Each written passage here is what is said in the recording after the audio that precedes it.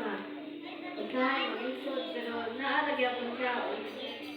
Ato ang ang atong paggagawa yata na to sa iyan. Wala din posibleng yung natabo sa tuwa. And umapon na graduate na ko kanang naku kayong pasalamat sa inyo kay nakaya na ako bisan mo man nga bisan mo man nga nganin ako nakaya na ako nga makahuman ng high school kanang sa umaabot nga pag-college unta matabangan nga ko niya nga makasud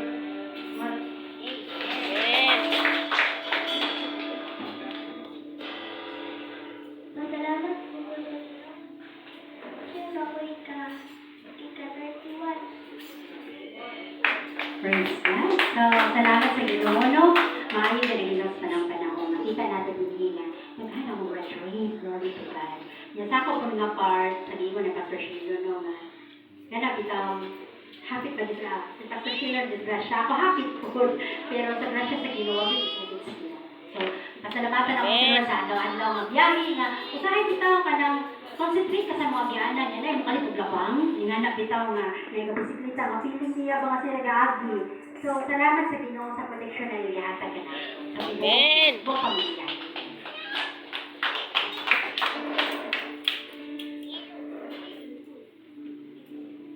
Ako sa adlaw, magpasalamat ko sa Ginoo nga mga baro ko ano sa inyong tabangan o maghatag ka pa sa salamat. Amen. Ako para magpasalamat ko sa buhay nga Diyos nga hapit na ko mo high school. Yes, amen.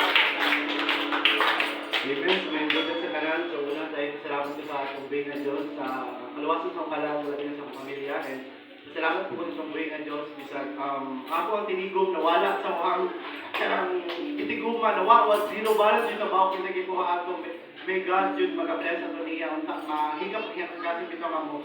Muduol mo sorry bitaw anak.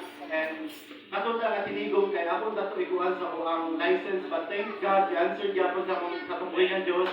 Through sa akong ate, kasi through siya hatag na akong financial para sa buwag sa driver license. So, I got it. Last week lang yun. And I praise God sa kinabuhin ngayon na katanako sa mga kinabuhin na tao na iyan ipalibot na ako. And I do back all the glory, thanksgiving, adoration, and thanksgiving to our Lord Jesus Christ. Amen. Amen. Amen. So, naku kayo ako ang pasalamat diha sa Ginoo na unawan sa Diyan sa kaluwasan sa ako ang kalap. Sa kinabuhi nga iyahang gihatag ka na mo, hilabi na sa kinabuhi sa huwag mami na nag-celebrate siya sa iyang ika-28.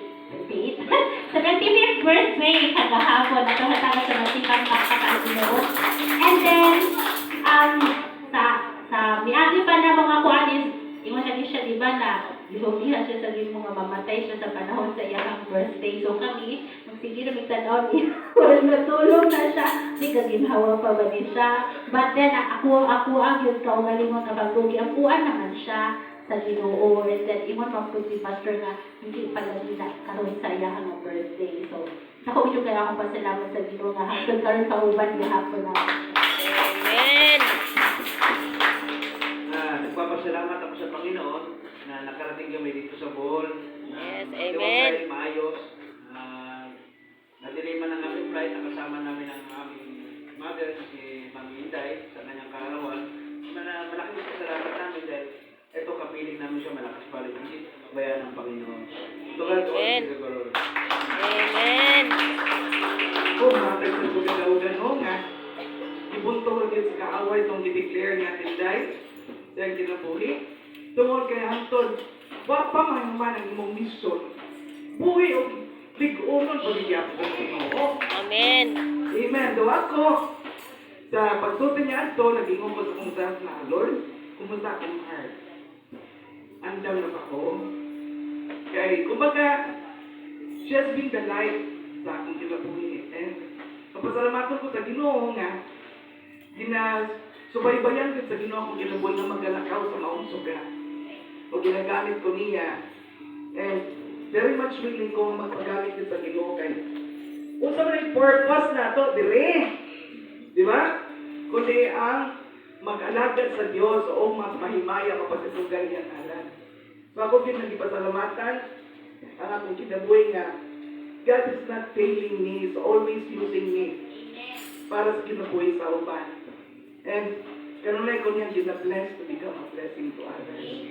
So pasalamaton ko sa kusog and for my life na uban sa 5 ka operations sa akong kinabuhi sa akong lawas. Kaya sa ginulig kong gyapon. Amen. Amen. So di kita kinahanglan mawadaan ng paglaong tungkol kay kung ikaw nagasalit sa Diyos, wala na yung magmakulang ka. So ang tanan mo, himaya ako ibalik sa tuloy na Diyos. Matawangkuhan ang tanan na naghatag sa kalaunan. Nang ito naman, milagroso ka na Diyos o ikaw gayon matinudaanon. Because salamat Lord na imo kami kipaila kanimo. Na ikaw lang yun umahumahong Ginoo nga labing gamhanan. Buhay hangtod sa kalantungan. Salamat Lord na kami usa minimo bilang pamilya. Uban kanimo Lord na ikaw ang among amahan. Kung ikaw di Ginoo magapadaghan pagid kanamo Lord, dinagi sa paggamit sa tagsa namong kinabuhi. Nga mahimo sa suga sa uban pang mga katawhan na nasa ng Panginoon. Salamat Lord sa mga buhing mga testimonya, sa mga kadaugan na nimo ginahatag sa usa ka namo Lord. Na kini Ginoo naghahataw pasidugong sa ating balanganan. Kini nagpaila ka namo nga buhi gid ka nga Dios.